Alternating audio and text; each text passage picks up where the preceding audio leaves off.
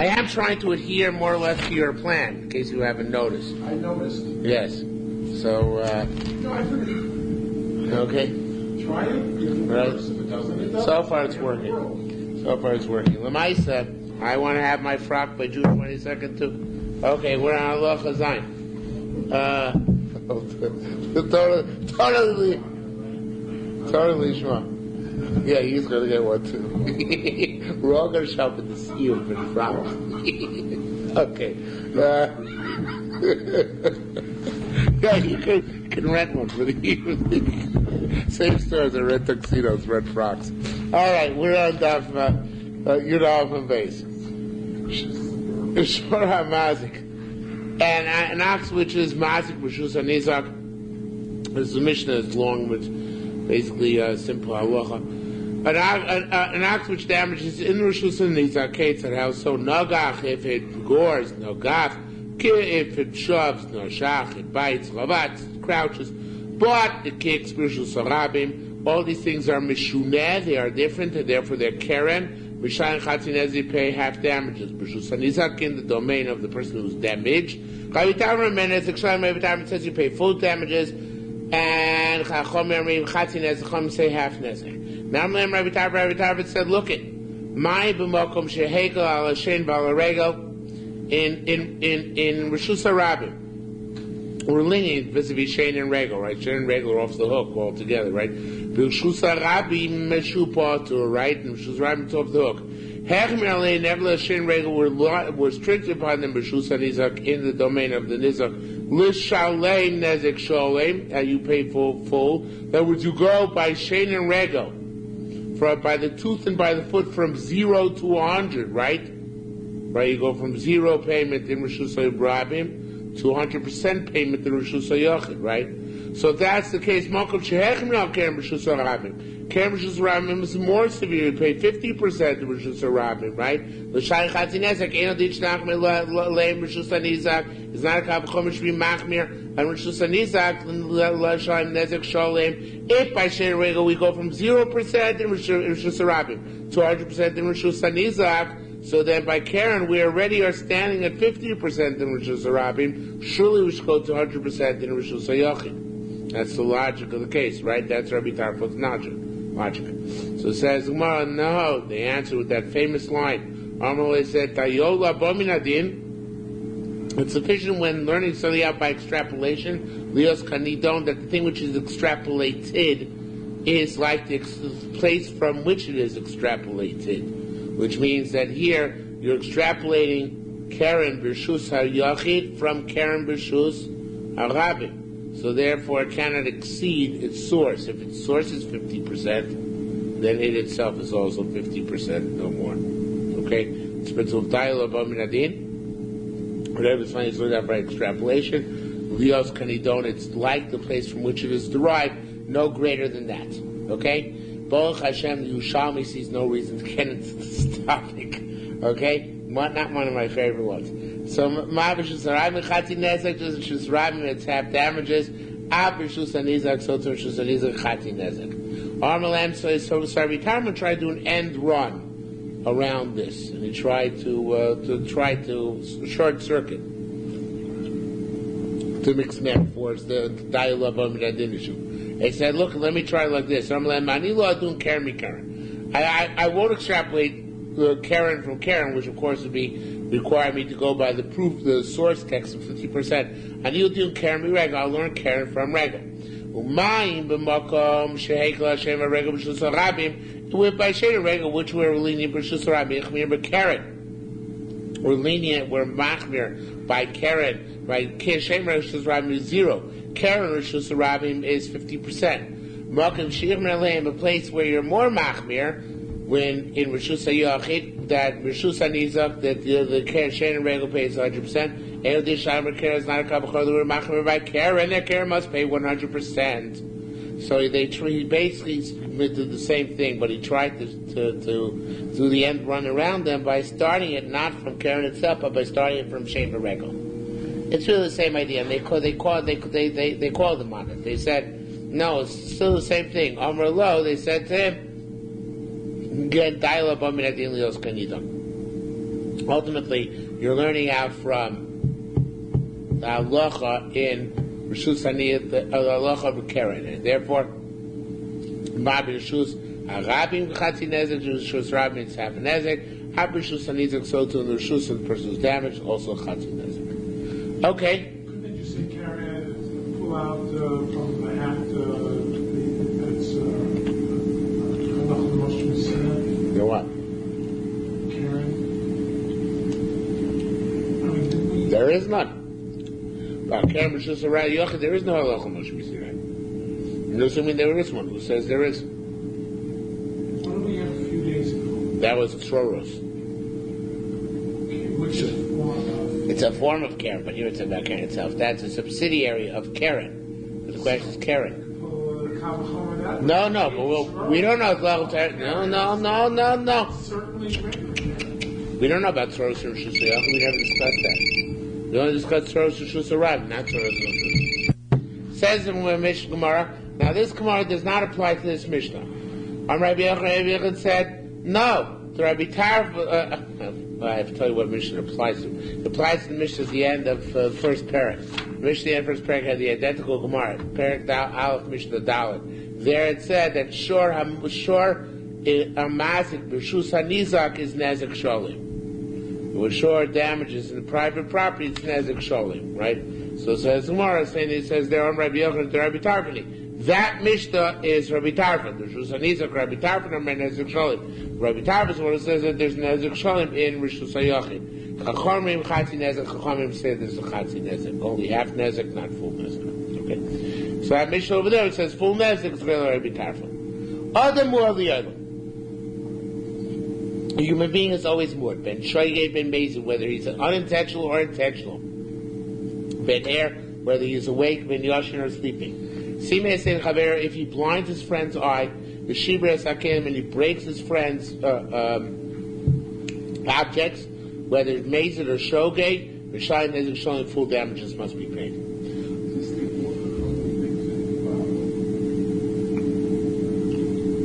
I did not look at you wrote the mission in the Bible.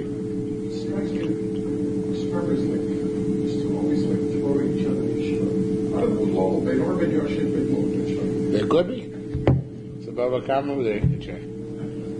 Okay. Says Mark. I'm Rabbi Yitzchak. This is not in the Bavli. I'm Yitzchak Masnisa, although it's obviously logical, it's possible it's way by the Rambam. Masnisa, our mission is Bashiu Shnei Misheni. If they're both sleeping there, in other words, you fall, you know that there's somebody else sleeping there when you go to sleep, and vice versa. If somebody was sleeping, and his friend came and lay down next to him, and he rolled over and broke his neck. Well, not his neck, broke his leg. The guy who came to sleep by the first guy, he's the muad, right?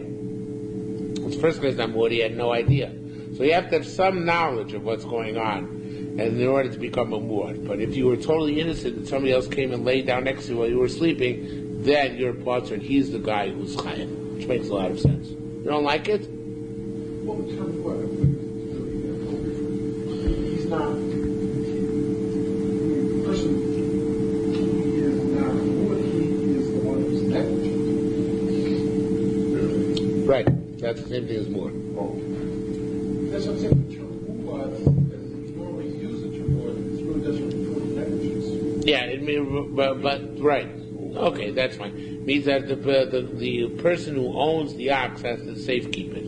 So it means that the person has to safekeep himself. Okay, you're right. It's not tough. Okay.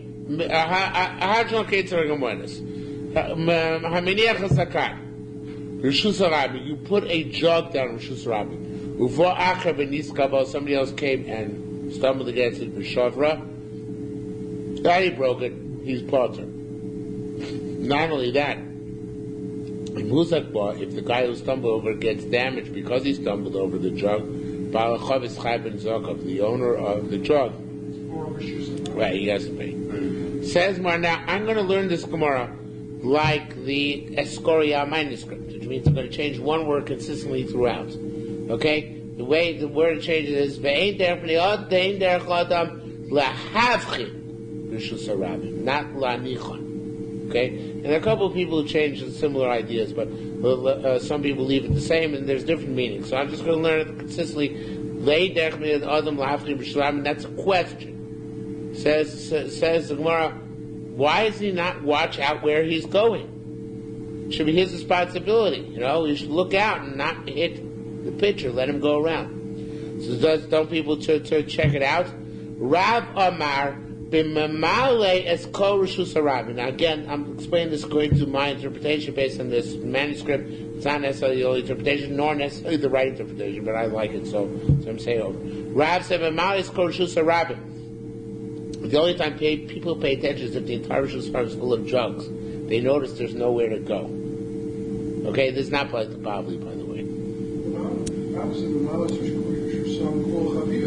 What? They say that and right. So therefore there's no room right. for rehearsal. Right. That's the Pashut shot in the Gemara according to the Bavli. Right. But not according to the Yerushalmi, the way I'm interpreting it. The way the Yerushalmi say, a person only notices if the whole Reshus Harabim is full of chavios. Avolim eino memalis kol Reshus Harabim, but if you don't fill the entire Reshus Harabim, ain't there from the other lios mavchim Reshus Harabim. People don't notice one jug.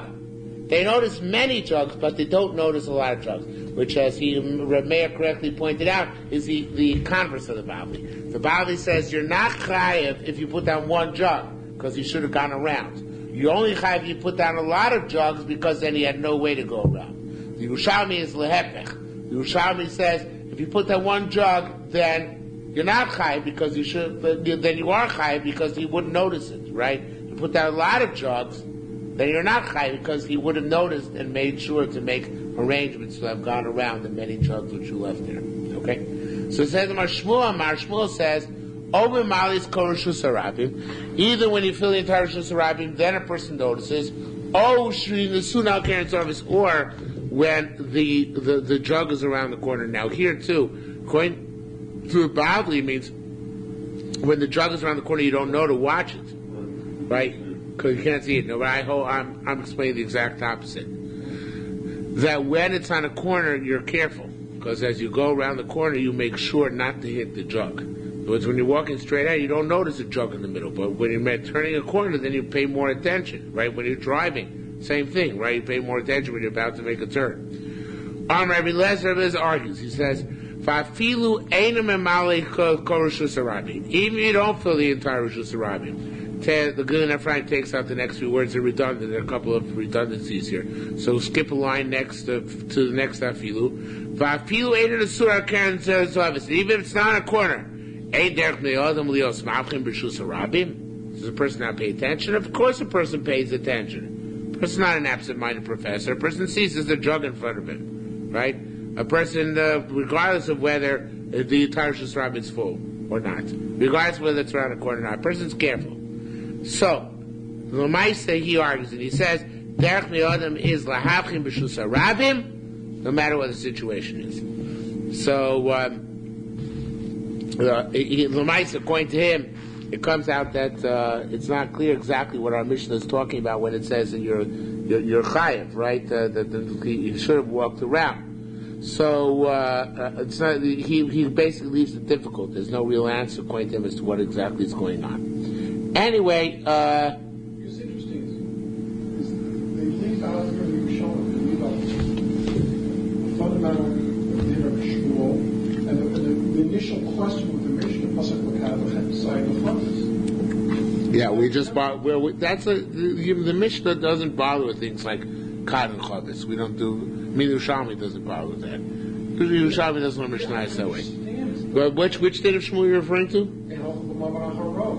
Oh, that whole discussion, yeah. But that comes as a result of the Mishnah point of the Monach here? That's interesting. You're right that it leaves it out. I didn't even notice that. Okay. Interesting point. Okay, yes, we believe. We know that you're brilliant. All right, says where.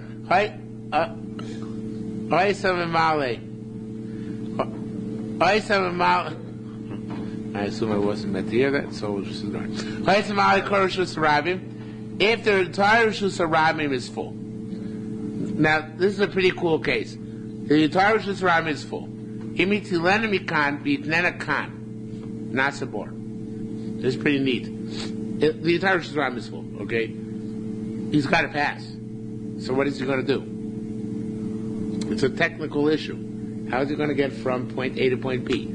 Well, so you'll see, obvious thing is he'd pick up a jug, put it down elsewhere, right? But he's making a bore then. Because wherever he puts it down, he now is going to be making the bore.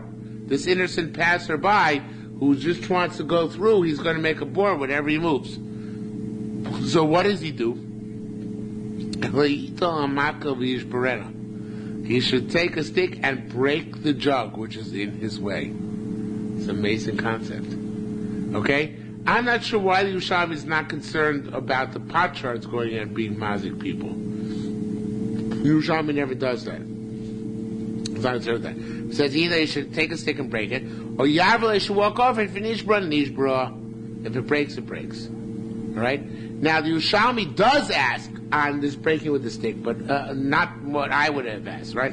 I would have asked about this question. Aren't you making pot shards which are a bor b'shus rabin? Yerushalmi asks a different question. Says, well, not a pretty cool question, don't get me wrong, but not the question I would have asked. The Shemin Adol, let's hear it from here, which means really a question. Shosh Allah Chavero. Now, it seems this is also the case in the Bible, although I didn't remember it when I looked at it. Shosh Allah Chavero, you have an ox which started wrestling with its friend, its fellow ox, right? Buba, it will rose on top of it in order to kill it or damage it. Uba ba'ashar lishmot shalom. So the owner of the ox which is being wrestled to the ground comes to extricate his ox. Or the ox which is extricates itself. Uvinafal umes, and the attacking ox falls and dies. You're exempt. However, in the chayo v'nafal v'mes, if you knocked over the attacking ox, you're the owner of the ox being attacked, but you knocked over the attacking ox, when it died, you're chayav. Now, why you're chayav, we'll get to another base. But you're chayav. So we see, you're not allowed to knock off the offending ox. You can only save your own ox. So here, too, you shouldn't be allowed to break the jug in order to get by. You shouldn't be allowed to, because breaking the jug to get by is tantamount to attacking the attacking ox. Okay, that's more his question. Breaking the jug was a direct action, and knocking off the ox that's attacking is an indirect. Why? Same thing.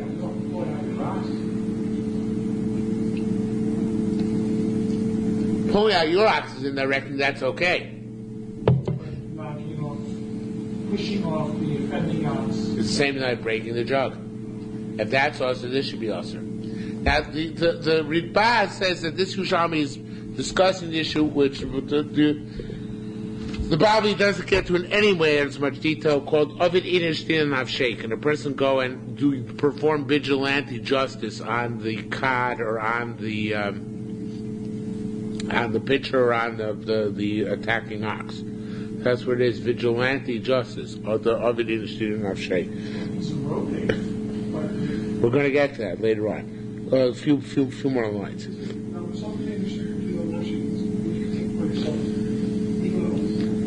We see not everything. No, that's exactly the point. I understand. Normally, do we understand it only in terms of hitting people, or even monetary damages? Well, see, the case in the Bible is if somebody owes you money, you have no recourse except to beat him up. So then you're allowed to beat him up. That's the case in the Bible. Okay? These are expansions of the principle of because here he doesn't owe you any money, right? At least not yet, but you want to make sure that it doesn't happen. And that's Yerushalmi discussing now. Can't the guy lend the ratio, right? The beginning, the first case, where you take out your own ox which is being attacked, can't the owner of the attacking ox say, you should have left the ox there? Ilu shvakta, were you to have left your ox, I would have paid you. This way I'm out my ox. Why'd you remove your ox? So it says more the guy whose ox is being taxed, he could say, if I would have let my ox in place, yes, he would have paid me, but your ox was a tom. Well, he could have given me half damages, so I would have lost. Says Yerushalmi, fine. Okay, Hagas Masher Muad. What if the attacking ox is a Muad? So is that Taina a good Taina? Because the owner of the attacking ox said, you should have left yours in place and I would have paid you.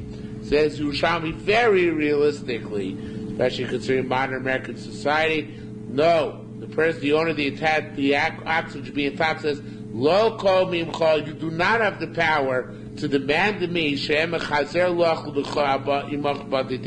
I actually have to take you to court and sue you. In other words, you're going to give me, I don't have to rely on extricating from you the money of the damages because I'm afraid you're going to put me through the ringer or through the loop or whatever the term is. So therefore, I just saved myself. Okay? Says Mora, okay, let's try this case. So that's actually a catch which you don't answer. It sounds like you can't break the other guy's thing. You can walk over it. If it breaks, it breaks, but you can't actually go and break it. What about this case? Okay, fine. You left your jug with Shus Rabbi. And then somebody else came and left one smucha law, or trying to change gears into a law, which is a little bit better, but it means the same thing. Somebody else put his jug on top of yours. So what happens if you remove your jug? It falls, breaks. So can you remove your jug or not? See the case? Neither of them should be there. You want to take yours away, you're doing tshuva. But if you take yours away, his is going to fall and break.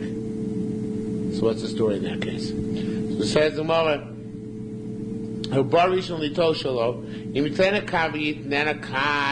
now, so what does he want to do? He wants to remove the pitcher which is on top of his pitcher in order to get his pitcher. He can't do that. Because if he takes it off and puts it elsewhere, nasa bor, he's making it bor, right? By taking off this pitcher.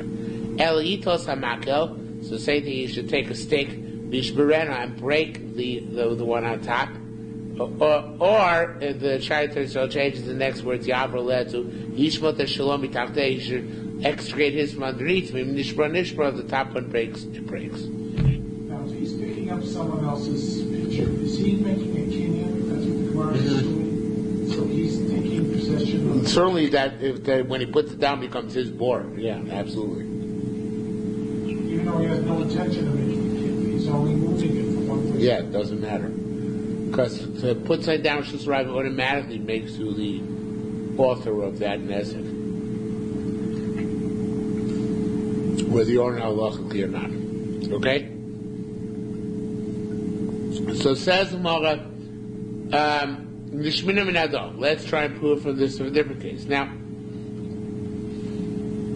according to many Achronim, this case is the same case we had on top, with the oxen wrestling again, and they changed the gears accordingly. But I'm going to learn it like the Shaitar Yisrael, who changed it to a different brisa, a different existing brisa, which fits into this case over here as well.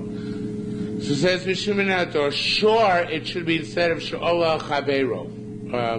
It should be Harodef Achar Chavero, your case. An ox which is pursuing its friend. Ubaba Shor, and instead of Shanta B'Tachtav, it should be La'atzila Shalo. The owner of the ox is being pursued, comes to save his poor pursued ox, right? So, here we should have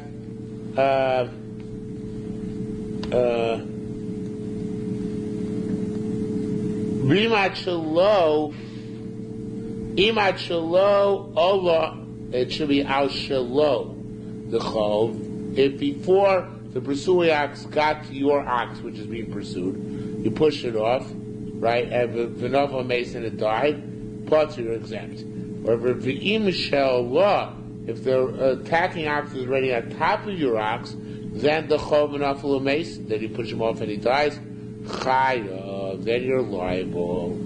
So we see here that before the situation comes upon you, you can deflect the situation. Once the situation is upon you, you can't deflect it anymore. So,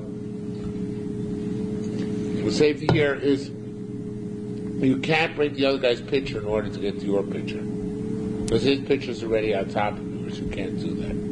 You could try and extra yours, and if his breaks, it breaks. But you can't go intentionally and break his picture, even to save your own. Okay? Because it's already a situation where, like, the ox is on top of the other ox.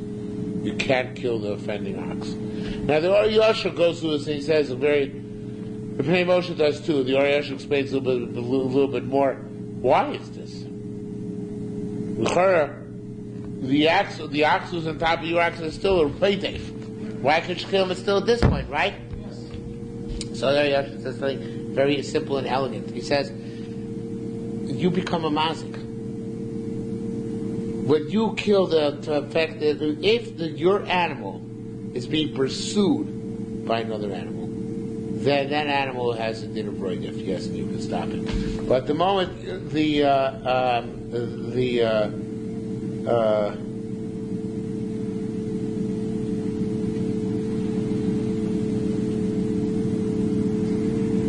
more than that.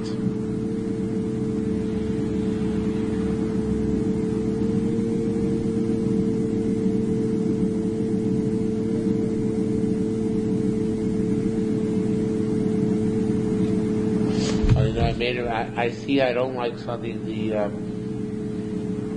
Shari Torah Yisrael did on the top line. Now they see the you think about the Orasha again. On the top line it said Imach lo ola shomto and v'nafal mace, and the Shari Torah Yisrael changes Imach lo ola al shelo d'chol, pushed off the ox, but.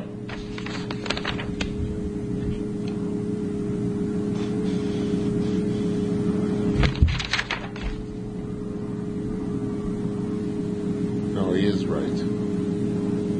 So Taka, now I'm not so sure I understand the Or Yosher. You're allowed to push off his ox if it's on top, if it's pursuing yours, but not once it's on top of yours. Only when it's pursuing, not when it's on top. Why would there be a difference? I don't see it. She's still rotating. He's going to kill him. Right. The definition of love is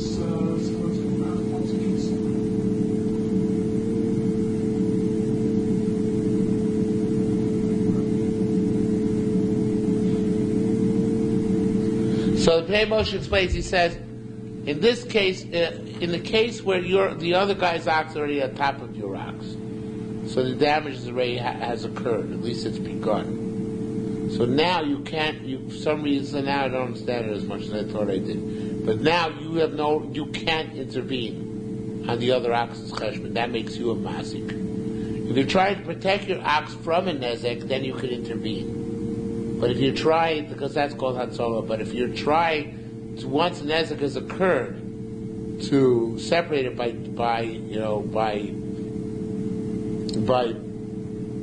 doing something harmful to the ox which is attacking, at that point the tables are turned and you become a mazik. But the nezek is still occurring, they don't want to put it until it's over. Right, that's the flaw of what he's saying. Right. But the bottom line is you can save yourself before the nezek comes to you. But once the nezek has come to you to save yourself, you yourself can't become a mazik. I don't understand it now.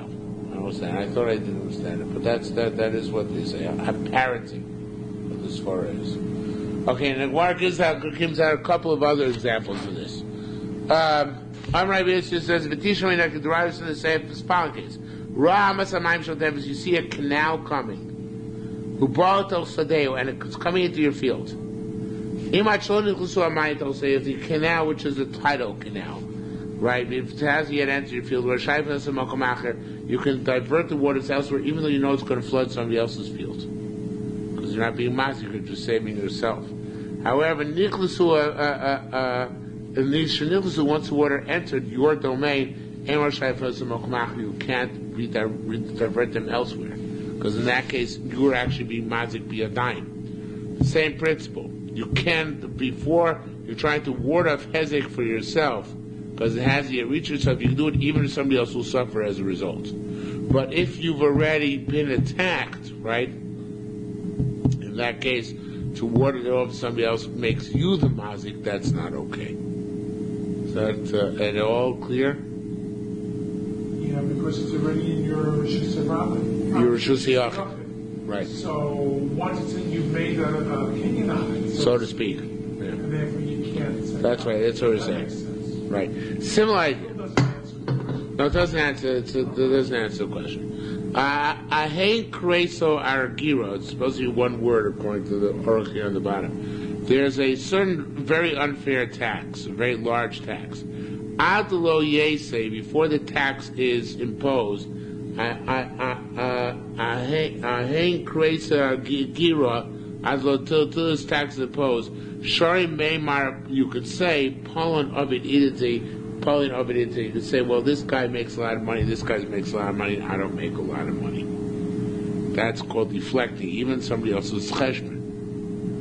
But, however, the Ase, once the tax is bestowed on the community, imposed on the community, so at that point we say that Ahein Kreis Agira also, you can't tell them who's rich and who's not.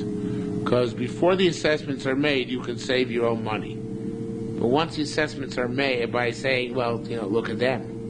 But once the assessments are made already, for you to get out of your assessment and put it on somebody else's shoulder, that's already not a form of permitted. That's not permitted. That's much more closer to Gezel itself. Okay, makes sense? No? No? Yes? No? Maybe? Because the deed is done. Right.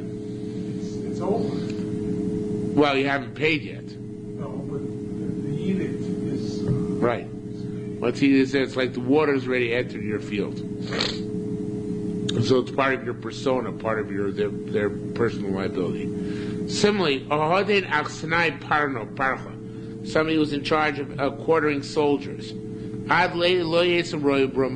the Roman soldiers come, you can bribe the commanding officer not to quarter any in your house. The once the Roman soldiers come, also you can't bribe him anymore at that point, because beforehand you're deflecting danger. Now you're buying your way out of a communal situation. They're only going to quarter the soldiers to another house. What? Right, they're going to quarter them somewhere else. Right, they're going to go somewhere else. If you love your social rabbi, it's really a different case. We didn't answer that case. You love your social rabbi, another guy comes and puts a second stone next to the first stone.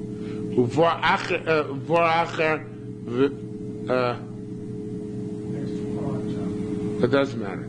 And then I guess it's what next to. Where the one guy comes and stumbles against the first stone, and then he hits himself on the second stone. Who's liable in the damages? Arishan, the guy who left the banana peel there, right? Shady, or the second guy who left his idols there. So, no, not idols. We're talking about over here. Was there Shady? Oh, there are two stones, right? The one stone which caused you to stumble, and the other guy stone. If the first stone wouldn't have been there, he might not have hit himself. He wouldn't have hit the second stone, right? That's the issue, right? You stumble on the first stone, hit the second stone. That truck accident that I was testifying, they calculate a percentage of the liability. It's not all or none. Yeah, we're not up to that yet, though. We're going to get to that. So it says, how did you know? What did you say? So,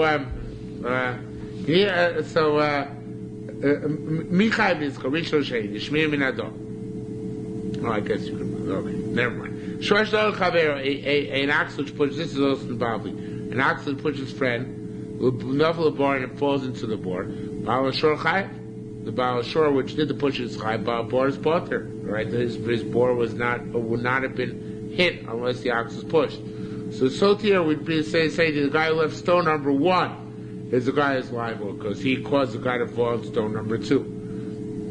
Rabbi Nosson says about poor potter.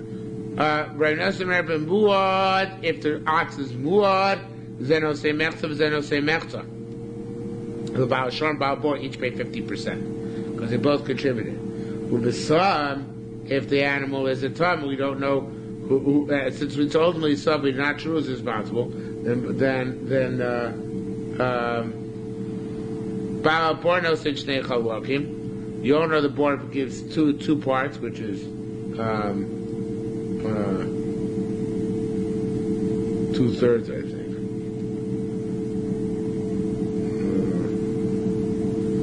No, 2 quarters. Well, Baal Shor and he comes out a quarter because each guy gives half of what their potential damages were. Armachir said no. Kinimas is to read this is the way to read the Prabaisa. Baal Bor no says Shloshach Chalakim. Baal Bor pays the three portions, 3 quarters, which you can't get reimbursed by the Baal Shor. Well, Baal Shor knows the Baal Shor gives a quarter of the. Okay, so the bottom line is here that we see that what do we see?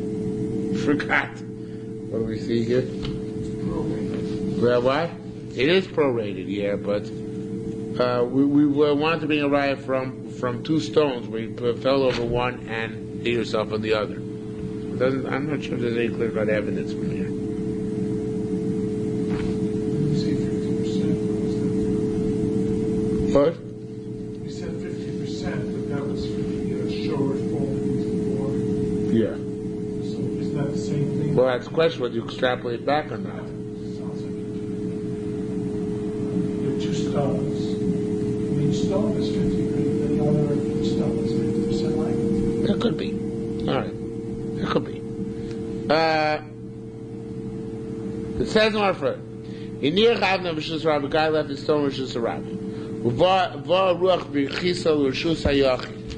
A wind came and tossed in Rishus Hayachi.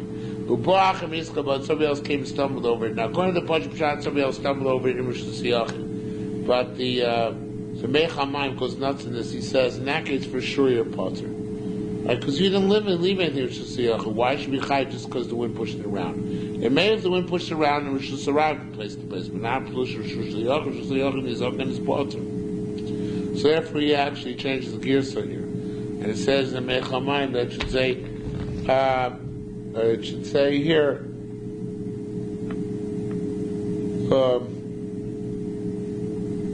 that it went back into Rishus Harabim afterwards. In other words, the wind took it into Rishus Hayachi and then went back into Rishus Harabim. So the question is, in that case, does it lose its real shame of Bor Rishus Harabim? Since the middle was Rishus Hayachi, does that transcend the fact that it was in the middle of Rishus Hayachi and that because afterwards it went back to Rishus Harabim? This was an act of God. You didn't make any. No, act of God, rather, absolutely. You're still responsible.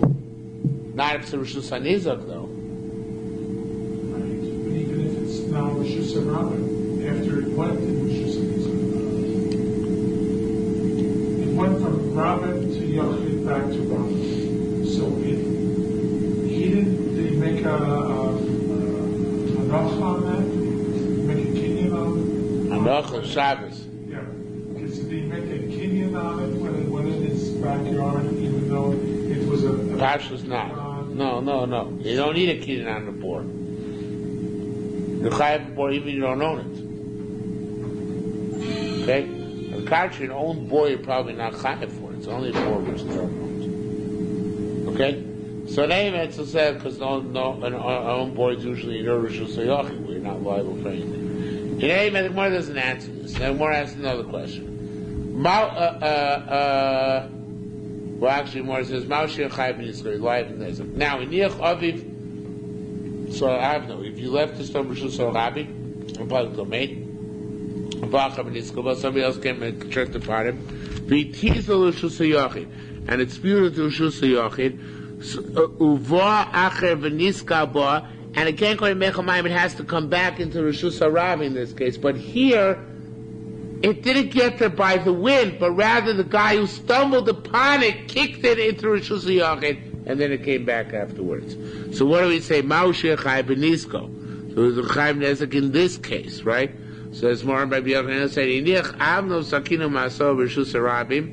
We don't actually answer the question. We just leave it dangling. Now, a different question. Rabbi Yochanan, Iniach aviv his avnos, his father. Avno, he left his stone, maso his lo b'rshus harabim. Uvacha b'niska b'yam. Somebody else comes and stumbles upon them. It's lochisa b'yon. He's holding a plate full of oil. Beit shniska b'evan. Whether he stumbled on the stone, v'nichba b'karka, and then banged to the ground, or he banged on the stone, and then he stumbled on the ground. In all these cases, the owner of the Evan or Sakin, which should have been there, is liable for the damages to the individual. These parts are on the nezek done to the plate, however. No, said Rabbi Yochanan Omar. This statement Rabbi Yochanan clearly tells us, "Bor shel nizakin patur ala kalim." A bor which is initially meant to cause damage, not to kill. If kalim get broken as a result, though the individual is patur. Okay, because kalim are obviously very fragile, right? So again, a bor shel nizakin patur ala kalim. If kalim fall in there, then the Torah gets you off the hook in that case. Now here says more fascinating thing, which is unique sheet to the Yerushalmi. If one walking down the road, he banged onto glass vessels, chayot, then he's liable. Now, what does it mean? We just said there is no bor for kalim, but he says that. So the Shara so explains when we say there's no bor for kalim. In other words, if somebody's kalim falls into your bor, your potter, we only say that by if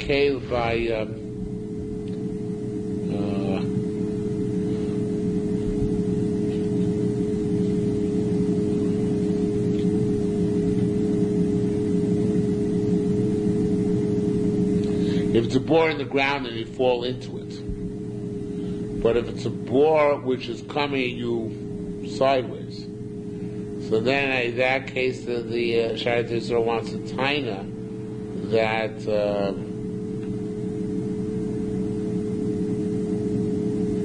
Or Sameach wants a taina. He explains on to. He says that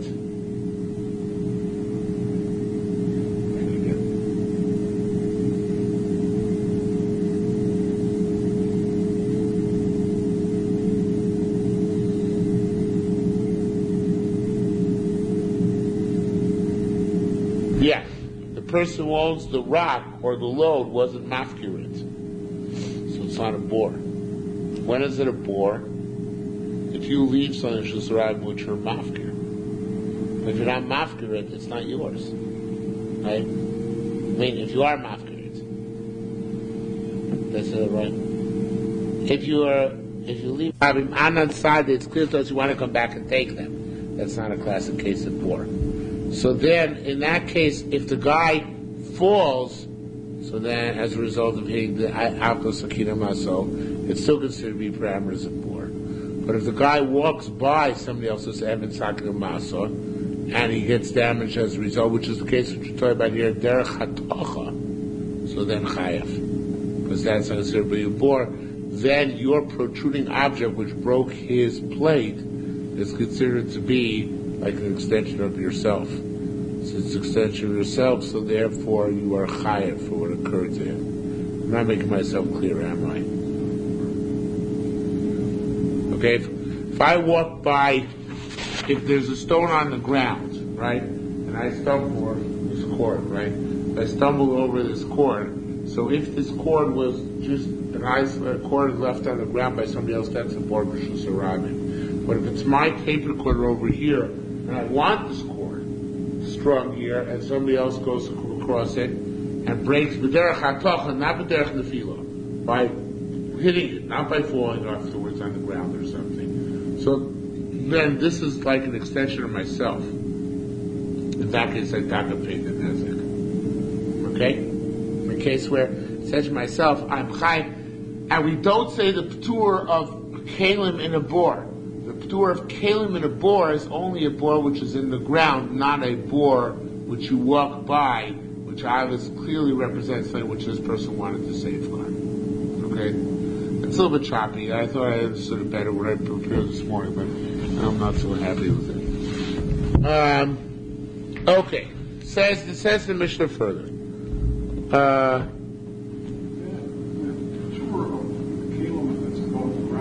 Yeah.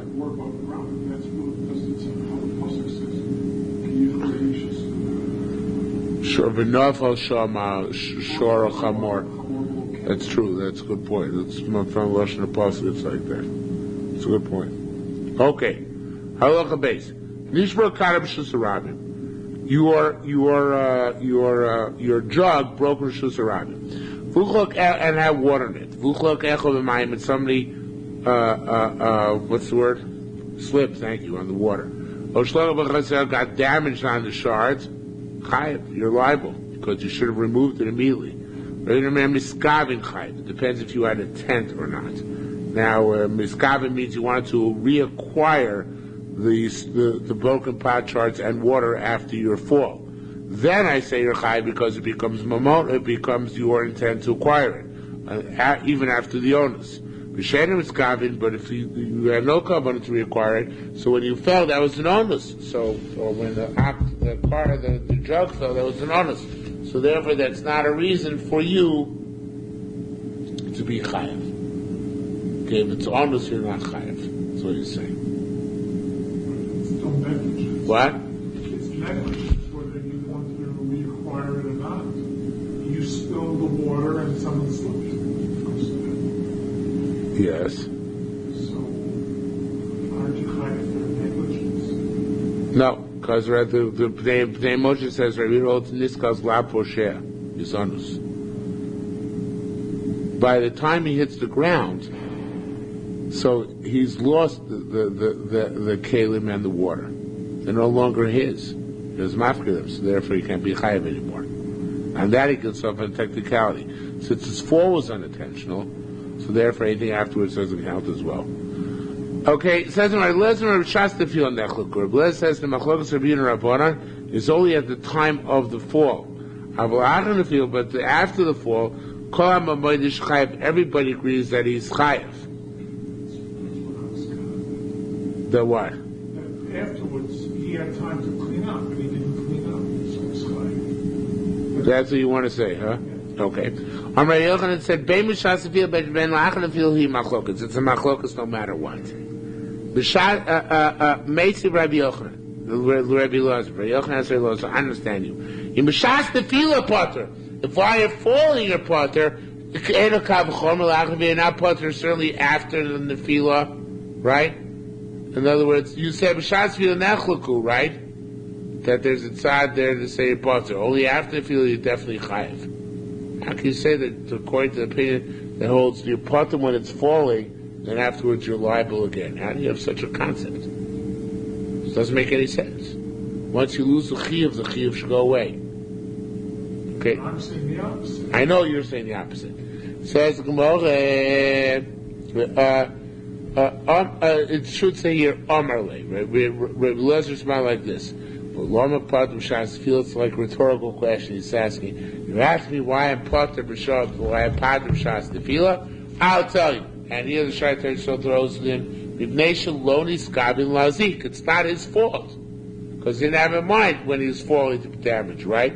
So if that's the case, so why is he chayiv after the Tefillah? Shaitan so puts in, actually puts in here, it says lo pater b'shas nefila. The Kshaita so then puts in Omar le shkein Adam.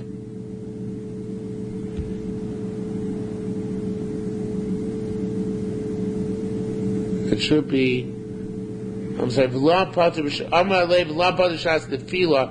They shlo iskaven lazik because they have in mind to be mazik. And v'lo mechayv. Then to say v'lo mechayv achar nefila. Why is he liable after the fall? After the fall, if you relinquish ownership on it and don't clean up, then you're creating a board Rishus Harabim. It's really mamish what you're saying, right? So at the time in the Tefillah, you're potter. Only after it's on the ground you chayiv, because you're being mafkin azokim, which you're chayiv really to clean up.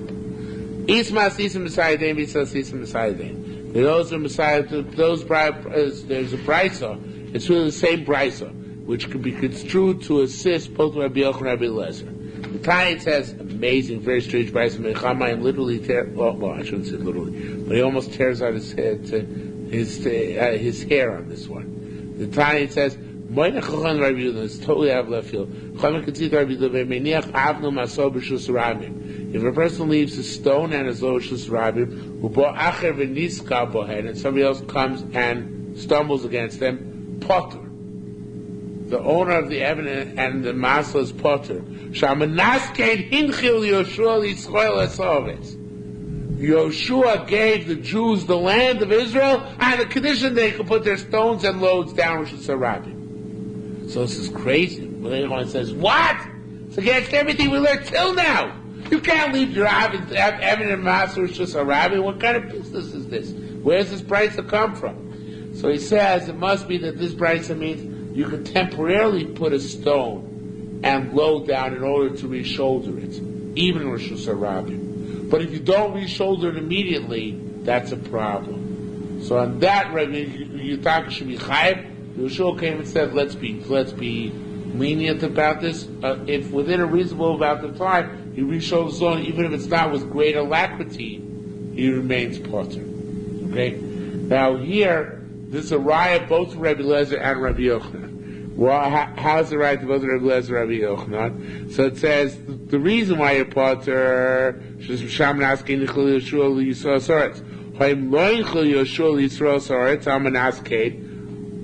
Yoshua had not made such a thing, then chayav, then you're liable. So the way the Mechamayim explains it, he says that the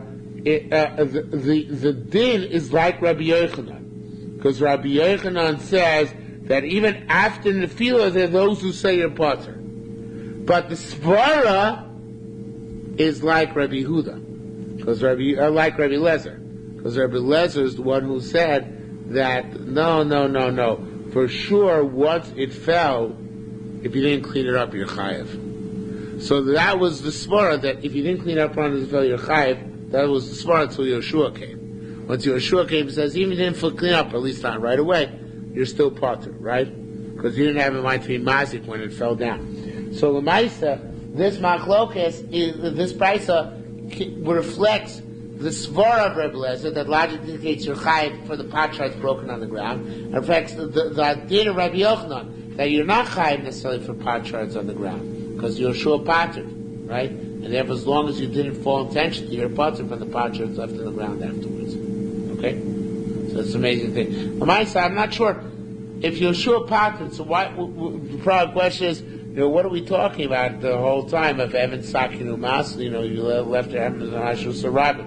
So it must be in the Bismanas of Yeshua's time wore out or something. The time Yeshua gave were for Yeshua's time, maybe. I don't know exactly what we say. Yeshua did it for Yishuv Haaretz, so we're conquering the land. Okay, so there's still bits of Yishuv Haaretz today. Yeah, but So, it doesn't mean that you can do anything you want with the land. Okay, so it means Yeshua's conditions expire. That's what you're trying to say. Unless you belong to Yeshua. Yeah, then you leave landmines. Yeshua is... Okay, so there he is. So it says more further. Al Dait Rabbi Yochanan, turn the page. Al Dait Rabbi Yochanan miskavin l'charosin. According to Rabbi Yochanan, what? Did I skip something? No, I'm sorry. I'm Okay, Al Dait Rabbi Yochanan miskavin l'charosin. According to Rabbi Yochanan, you're only liable if you have in mind to pick up to acquire the pot charts. You don't have mind, even if you leave them there, your pots are. Why? Because you don't have responsibility to clean up, not like doctors, but they'll say. Al Dait Rabbi Eliezer miskavin l'hazi. No, as long as you didn't clean them up, right? You're chayiv. So as long as you didn't clean them up means, as long as you had in mind that they can be mazik, meaning that you're going to leave it there, you're liable. Rabbi Zer, Rabbi Law, Tarvei Rami, they both said Rabbi Zer and Rabbi Law. Further, Rabbi Yehuda concedes Chachamim. V'mafkir shor shenachach b'shus harabim. there's an ox which gores. So you say, oh, my ox gored, I'm mafkir it. Right? So you say, no, Shechayev, you're liable. Not only you're liable for what it did, but what it's going to do. You might be allowed to be mafkir your nizakim, your broken pot shards in Rosh Hashanah. Maybe because Yeshua said it's okay, or maybe because you didn't have in mind to be zoch in them. But you're not allowed to let loose an ox and say, I'm mafkir it, and let me be potter afterwards. Stationary, yes. Right? I guess because logic would be, although the Gemara doesn't discuss it, logic would be what we began with, people will notice the pot shards, right? And therefore they won't, which Rabbi Lezer said, it was Rabbi Lezer back on your base who said people are mafchim b'drachim at all times. They do pay attention. So it's Rabbi Lezer Shitos here. Rabbi Lezer holds here that Rabbi Lezer holds that. Oh no, it's against Rabbi Lezer. Sorry, here he says you're chayiv just for leaving them there. Scratch that. But Rabbi Lezer, what I was about to say, it doesn't work. But anyway, at the bottom line is Rabbi Lezer is the one who says that you have people mavchin. So okay, so maybe they'll to see the broken pot shards, and maybe it's a tzalik. Rabbi Lezer says, so you're potter unless you intend to reacquire them once they're on the ground. But if there's a running ox, people can't be safeguarding that. Your chayv any running ox does, even after your mafkir. But let's go just a little bit further. Hashem my Shusarabim, somebody who spills water Shusarabim. Buzak banach and somebody else got damaged on that water. Chayv benizko, so you are liable for that damage on that water. Havatziyat coats if you put thorns. That's the schuchas in glass. And you put up a fence, the coats in which has thorns. You get a shlama Shusarabim, and if your fence falls Shusarabim, buzak banach and somebody else is damaged by them. Even though what you did initially was in your own rishus, Chayv and Iskar, you're liable in this nezek. Now Lieberman says the next machlokas between Ravuna and Rav Yehuda, Ravuna and Rav, still going back to the previous Mishnah. And Rav Yehuda says that the difference when you had in mind to be zoiche, or it didn't have in mind to be zoiche, the stuff on the ground, right? So Vunamar, that machloke, that which Rav Yehuda said that has to do whether you had in mind to be zoche with the stuff on the ground or not, that's only b'shenechba b'karko. It's only if you got damaged with the ground, right? The pot shards tripped you up and you hit the floor ground with a thud and you became damaged. Slachlu kelav, but let's say your kalim got wet, because remember it was a jug full of water. So that wetness, that you're chayiv on regardless. Chayiv, right? It's not okay to chayiv. Rav feel dislachhu kela potter, even though the water was for sure yours, right? Nevertheless, if you got wet on your water, with your water, you are potter, right? So the machlokas is whether you're chayiv basically on kalim in a bor, because the water is also a bor. So you're chayiv on kalim in the bor. So that's the machlokas. Milsa Rav Amar, abortion nizakin patoken. According to Rav, a bore of nizakin, you're exempt from kalim, right? Meaning the bore of water which can't kill. Doesn't kill usually. Water doesn't kill. If you die from slipping on water, it's because your head hit the ground, not because of the water, right? So if on a bore shalmisa, a bore which has potential to kill, later on I'm going to learn that you are chayiv on kalim. But a bore which only has potential nizakin, here it's machlokas Ravuna and Rav. Ravuna says that borim nizakin. In that case, there is no you're not chayav on kalim. Ravuna says you are chayav on kalim. Rav mar bosh nizakin patzal kalim. Ke'amatzias hakotz v'esaschuchis ato koso shel chavero. I hide my thorns and my glass into your wall. You come and break down your wall to expand your house of face. When you get damaged on the stuff which I hid there, I'm chayiv. Chassidim. So where should you put thorns and stuff like that? So the first Chassidim, they would put away the thorns in their own fields. They put them 3 tefillim in the ground, in order that plow should not plow them up and to get people damaged. Piska, somebody who puts up the barbed wire, right? So so how can you're putting up in your own domain? What's the problem? So and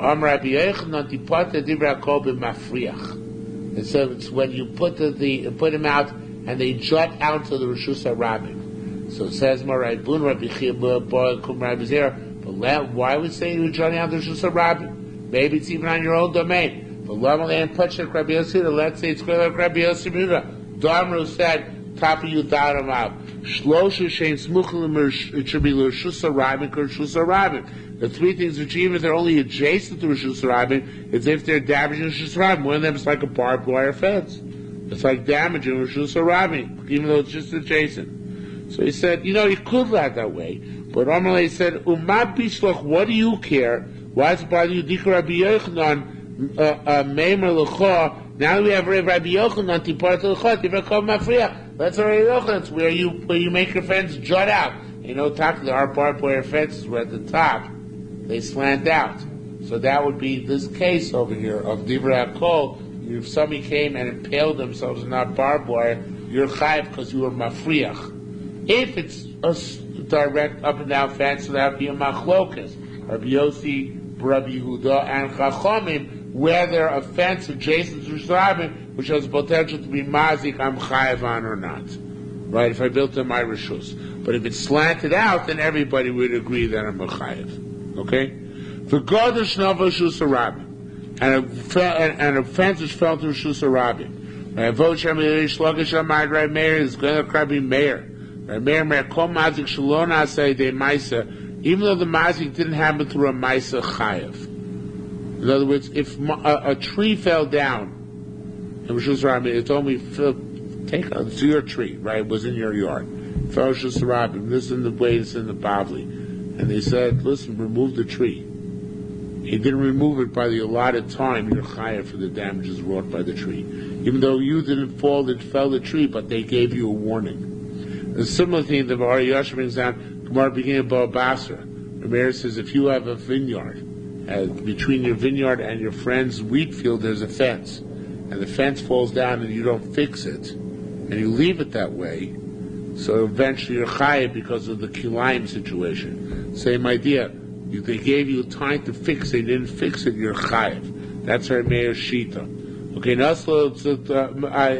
where do we see a dessert? That's our mayor's shita. And the same thing in our Mishnah.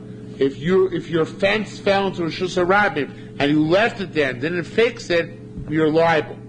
Where we see that V'adam Radah, Nossos Malkutzasi, and they gave him time to chop down his tree, which is dangerous. This is close to break down a dangerous wall. Nofel Tochazman, and they fell during that time, Potter. Lachazman, if they fell later on, after your time of warning had elapsed, then you're liable.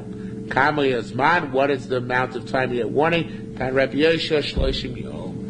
days you have in order to rectify the situation. So if you don't rectify it by then, you're liable. So too, if your fence fell, you don't take it out by the time Mason tells you, then you're liable for damages wrought by that fence.